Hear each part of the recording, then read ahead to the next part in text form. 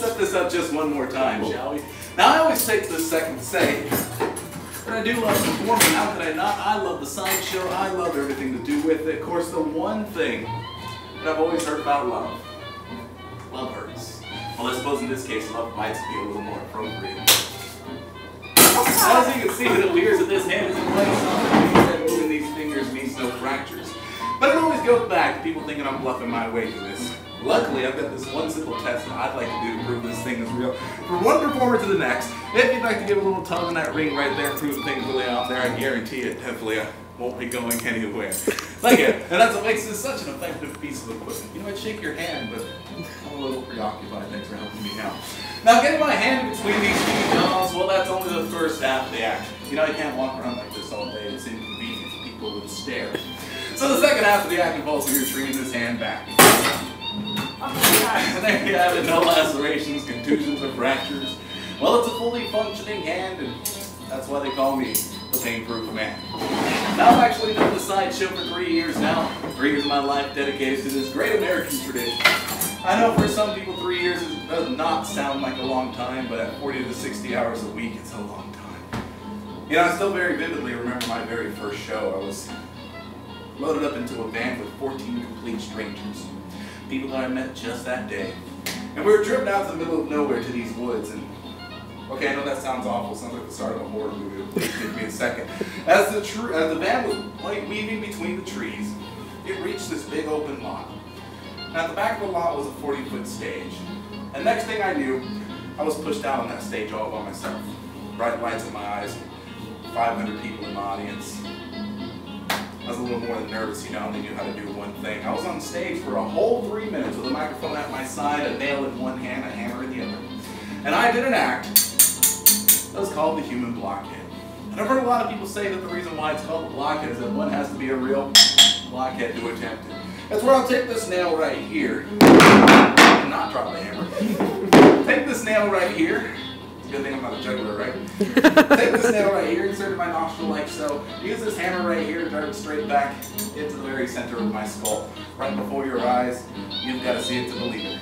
And if it doesn't work, the exit the same way it came in. Please watch your step on the way out. Okay, here we go, the human blockhead.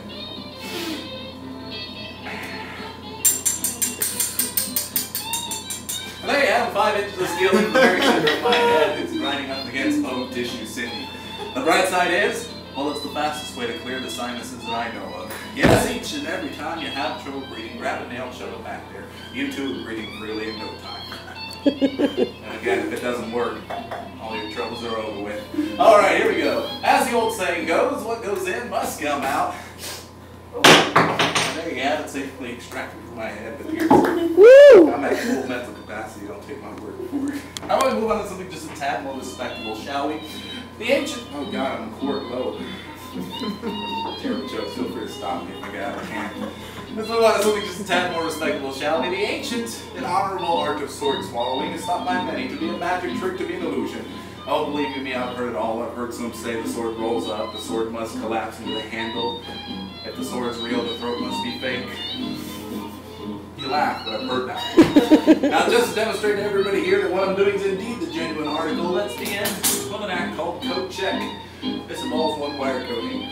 Now, for 3 weeks, 3 agonizing weeks, every half an hour, I tried to cram this coat hanger down my throat. You know, they say show business is glamorous, but this right here, this is real life. At the end of the 3rd week, all my hard work and dedication paid off. This was the end result.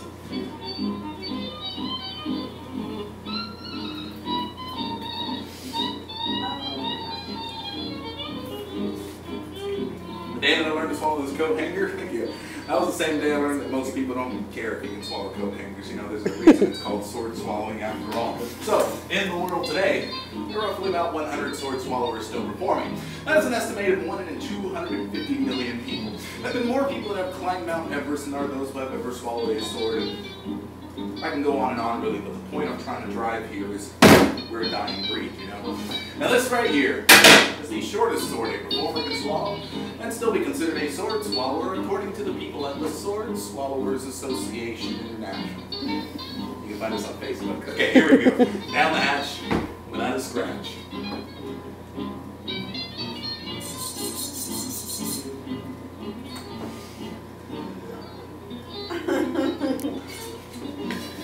Now, of course, this being the shortest sword a performer can swallow, for some people it's not that impressive, and I understand entirely, I'm not offended. But to ensure that all audience members leave with a smile on their face or at least a frog in their throat, I always like to move up to 20 inches of steel. Now this sword here will go into my mouth, down my throat, between my lungs, behind my heart, and stop right in the very center of my stomach, roughly about here. Yes, the tip of the blade will narrowly miss all vital organs by mere millimeters, as it descends into the very center of my core.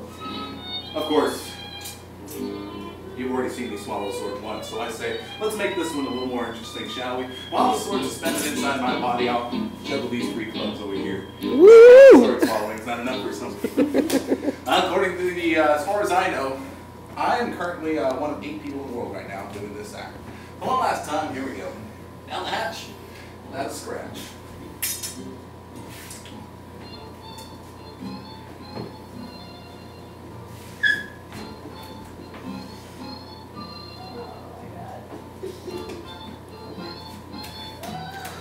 Woo!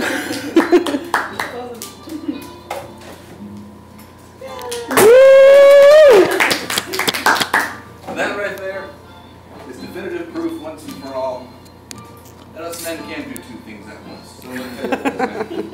If you have any questions right here, you're welcome to ask. If you'd like to take some more photographs of these wax figures, you're welcome to.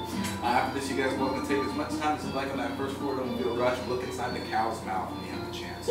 You won't regret it, or you will. Either way, it's win-win. And then you're going with me. We're going to go check out the ice man. Hey guys, thanks for coming on. Thank you so much.